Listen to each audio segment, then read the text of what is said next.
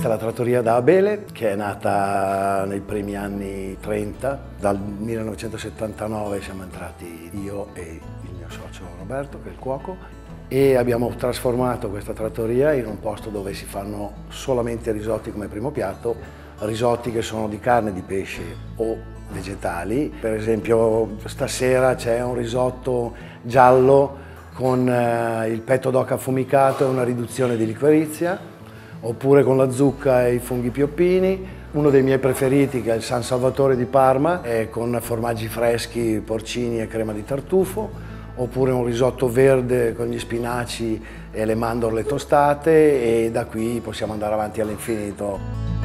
Quasi tutti i piatti ogni giorno cambiano, il menù è continuamente in movimento. Stasera c'è per esempio lo strudel di cervo, servito con una fonduta di formaggio, maccagno, un ragù d'anatra nelle foglie di verza con delle amarene, oppure il baccalà nelle foglie di belga con acciughe, capperi e il baccalà sfogliettato, il carpaccio di tonno scottato con un'insalata di arance, capperi e cipolla rossa.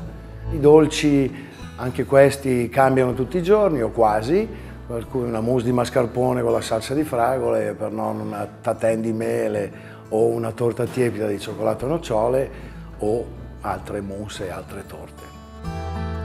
Un'altra caratteristica è che noi teniamo le prenotazioni solamente in prima serata. La cucina chiude a mezzanotte, per cui la gente può arrivare anche tardi, dopo cinema o dopo teatro, e noi siamo